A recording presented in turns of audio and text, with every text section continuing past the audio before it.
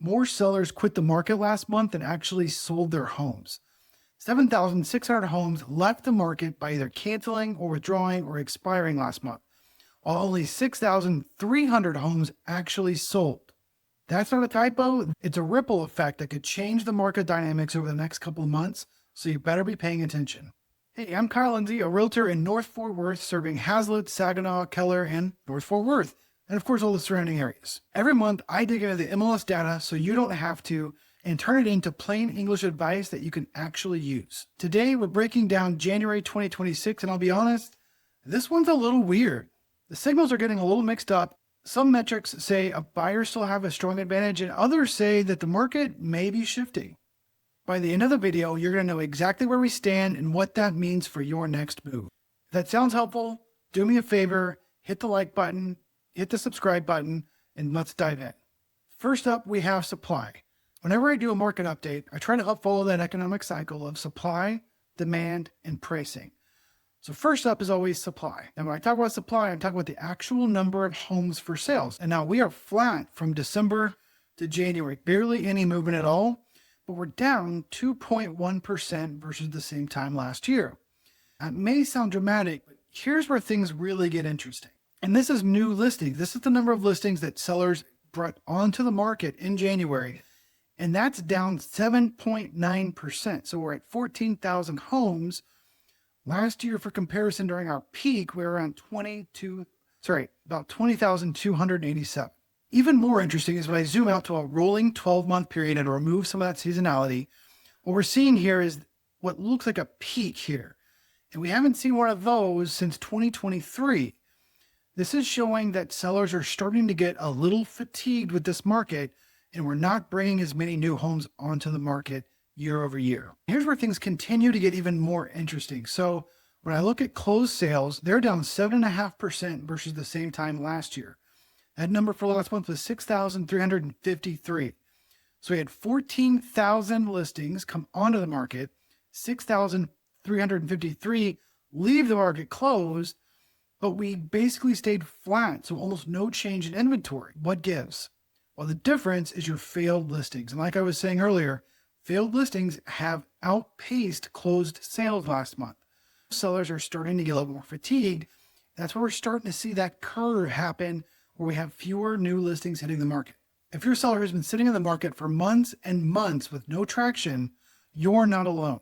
But this frustration is actually starting to affect our supply here in DFW, which could actually tilt the balance back into a seller's favor down the road. So next up, we have demand. And the first part of demand here is shows per listing. This is a great look at our buyer pool relative to the number of homes for sale. And last month, we went from 3 up to 4. That doesn't sound like a huge bump. You've got to remember, that's a 33% growth month over month. And now, when I look at this, though, it is still 4.8% down from last year. Things really get interesting when I use the 12-month rolling average again, though. We're down 14.3% year over year. So what this is telling us is the buyer pool is still shrinking. Next up is our pending sales, showing actual buyer intent to purchase.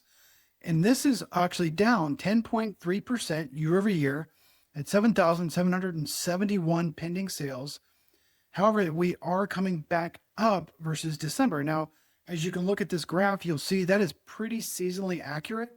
You would expect the beginning of the year for our pending sales to actually come back up. So it is more important to look at the trend here.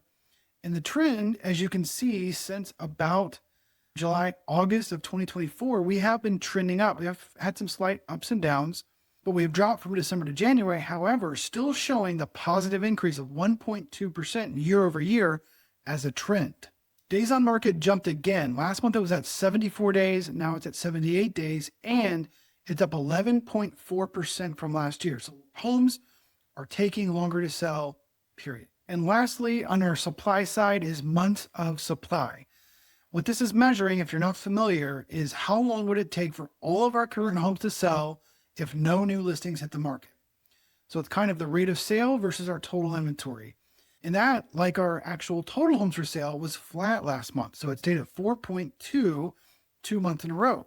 This is down 2.3% from the same time last year. And what you can see from the graph here is we are trending, or we have been since about February 2022, trending up. will take a seasonal dip and then continue rising up. However, you can see that in December, we have been up every single year since we started rising, except for this year. We're down 2.3%. So last year it rose up, but it came all the way back down. So you can see that when you look at this data, there are a few conflicting signals. Now, to top this off, I want to show one last stat here about demand, and that is mortgage applications. I'm on Mortgage News Daily, and when you look at the mortgage applications over the last year, the blue composite is the actual applications, and the orange line is your actual interest rate. And as the orange line dipped, the blue section went up. So we have more mortgage applications than we have in a long time. In fact, when I scroll down, change year over year for purchase mortgage applications. So this is measuring buyers who actually want to buy a new home or new to them, is up 19%. So huge jump in mortgage applications with the drop in interest rates. Let's talk about everyone's favorite. Let's talk about our sales prices. So we're going to kick it off with median sales price. And month over month, we are down from 355 to 350. Year over year, that's down 2.8%. So our median sales price on a monthly basis has dropped. When I zoom out again to a 12-month rolling average, we're still down. We're down 2.1%. So that 12-month rolling median is 365,000, whereas let's see, last year in January, it was 372,990. What we're seeing here is a continued price correction from our peak back in 2023. Well, it was really 2022. When I average things 12 months, you're looking at, again, the last 12 months of data. The average sales price is actually very similar to the median. They're following the same trends. So this one looks a little bit more chaotic though. It's down 0.6% versus the same time last year.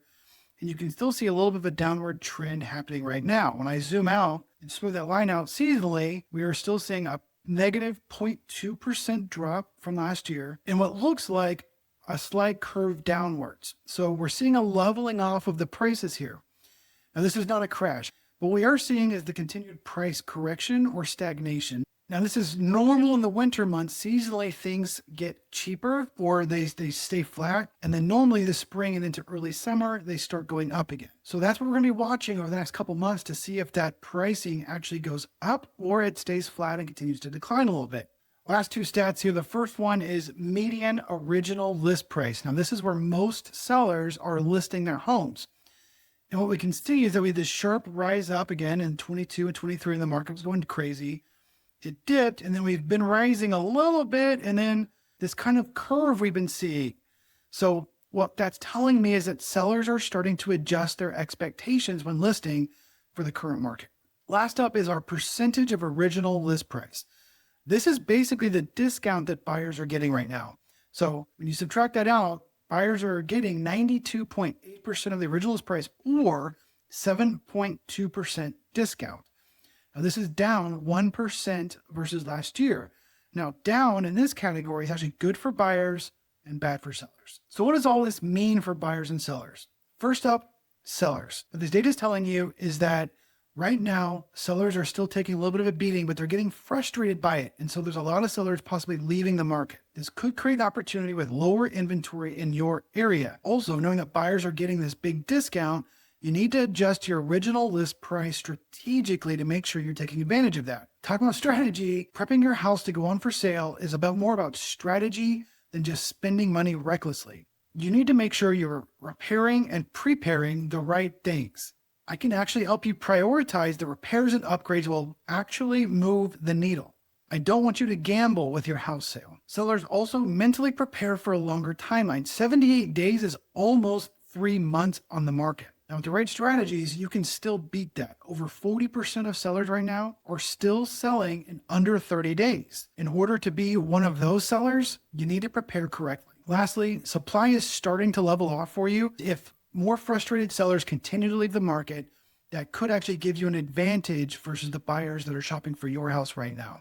Now is still a great time to buy a house. You have leverage right now. When you strategically search the market and you find the right listing, sellers are willing to negotiate. With the average home selling around 93% of the original list price, you can exploit that for either a bigger discount off of the list price or money back at closing to buy your rate down to make sure your payment is as affordable as possible.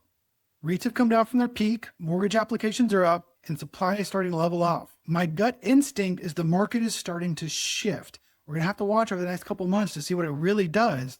But buyers, I've said it before and I was wrong. The timing was off, but this could be the closing window that I've been predicting. As more buyers enter the market and sellers continue to get frustrated and leave the market, we're going to start seeing possibly that supply imbalance where there's less supply and more demand. And what happens when that happens? Prices go up. My best advice, run the numbers. I just did a video on a buy versus rent calculator. I'll link right here. Subscribe to the channel because I'm about to do one for sellers as well. So honest advice about where we are. My gut instinct is telling me that we are about to see a market shift. 2026 could be a very pivotal year here in DFW, and we have to start watching the market much closer to make sure we are taking advantage of those shifts. I think the market is actually starting to achieve the balance it's been looking for. Sellers, when you prepare the right way and you price strategically, you should be able to sell your house quickly. Buyers, there are good deals to be found for sellers that are not listening to the good advice. The healthier the market, the more deals get done based on value and not scarcity. If you've been waiting on the sidelines, either for buying or selling, there's a link in the description below. Contact me. We'll talk through your situation and make sure it's the right time for you before moving forward.